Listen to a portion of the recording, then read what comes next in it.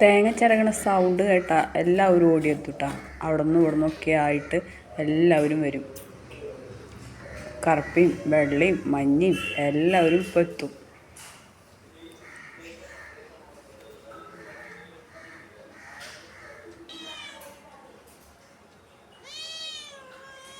ഇനി വേറൊരാളുണ്ട്, മെയിനായിട്ടുള്ള ഒരാൾ. ചിരകണ സൗണ്ട് കേട്ടാൽ ഫസ്റ്റ് എത്തണ ആളാണ്. ഇപ്പം ടി വിയുടെ സൗണ്ട് കാരണം ആൾക്ക് കേട്ടിട്ടില്ല. ആളവിടെ ഉണ്ട്, ഇപ്പോൾ വരും ആൾ. അതാണ് മെയിൻ തേങ്ങക്കൊതി.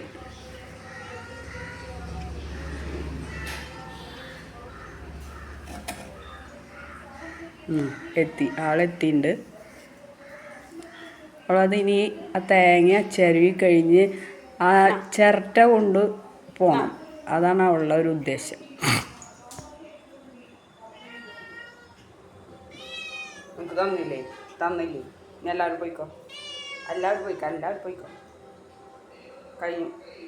വേഗം പോയിക്കോ പുറത്ത്. ചെല്ല്.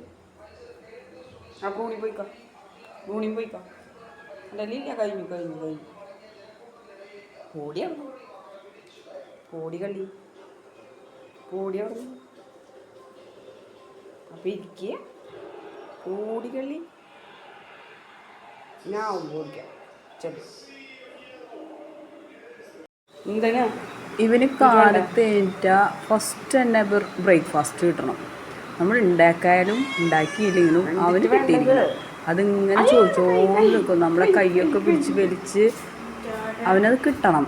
ഉണ്ടാക്കിയില്ലെങ്കിലും ഉണ്ടാക്കിയാലും അതൊന്നും അവനൊരു പ്രശ്നമല്ല. എനിക്കുള്ളത് ഇങ്ങോട്ട് തരാം. അതെല്ലാ സാധനവും കഴിക്കും. പുട്ട്, ദോശ, ഇഡ്ഡലി, ചപ്പാത്തി, എന്ത് വേണമെങ്കിലും അവൻ കഴിക്കും. വേറെ ആരും അങ്ങനെ കഴിക്കില്ല. ഇവൻ മാത്രം അങ്ങനെ കഴിക്കുള്ളൂ. എന്തും കഴിക്കുന്ന ഒരാൾ. ചൂടാട്ടാ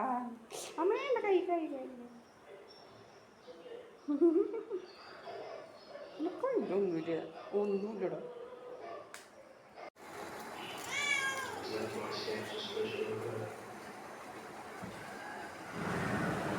ക്യാമറ കൂടുതൽ അടുപ്പിച്ചാൽ അവൻ അത് ചാടി പിടിച്ചു. അതിന് വേണ്ടിയിട്ടാണ് അവൻ നിൽക്കണേ.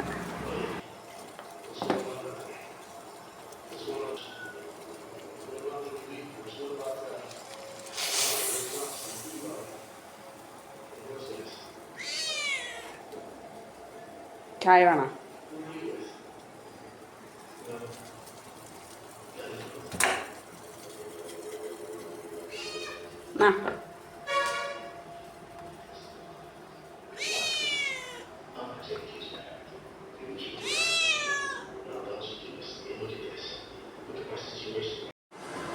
പാത്രത്തിൽ ഇട്ട് കൊടുക്കാനുള്ള സാവകാശം പോലും അവൻ തരില്ല. അവനപ്പം തന്നെ കിട്ടണം. അപ്പം നമ്മളങ്ങനെ ഇട്ട് കൊടുക്കും. അവൻ അങ്ങനെ കഴിച്ച് കുറച്ച് കിട്ടിയാലും മതി. ആളത് തീറ്റ കഴിഞ്ഞാൽ പിന്നെ എവിടെയെങ്കിലും പോയി കിടന്ന് ഉറങ്ങും.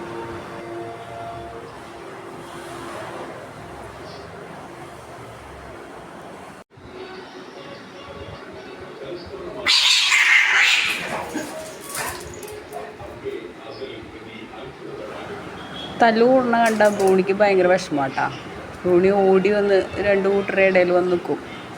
അതിപ്പോൾ നമ്മളെ പിള്ളേരായാലും ഇടി കൂടുന്ന കണ്ടിട്ടുണ്ടെങ്കിൽ അപ്പോൾ ഒന്ന് ഇടയിലൊന്ന് ആരാ തുടങ്ങിയ ആരാ അവസാനിപ്പിച്ചതെന്നൊന്നും നോക്കില്ല. കിട്ടുന്നവർക്കൊക്കെ ഇടി കിട്ടും. ചീത്ത പറയാ. തല്ലൂടുന്നവരൊക്കെ ചീത്ത പറ. അവളെ ഓടിപ്പിക്കും. തല്ലൂടുന്നവർ ഓടിപ്പിക്കും. പോണിയാളാ ദേ ഇരിക്കണ ഒരുത്തി. അവളെ ഓടിപ്പിച്ച പോകാൻ പറ. തല്ലൂടായിരിക്കണേ കാലത്തന്നെ.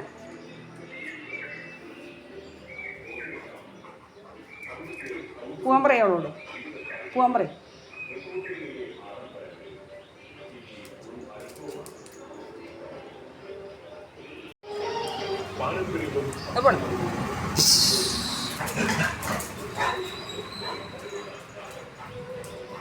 ഇവളെ ഓടിപ്പിച്ചില്ല ബ്രൂണി.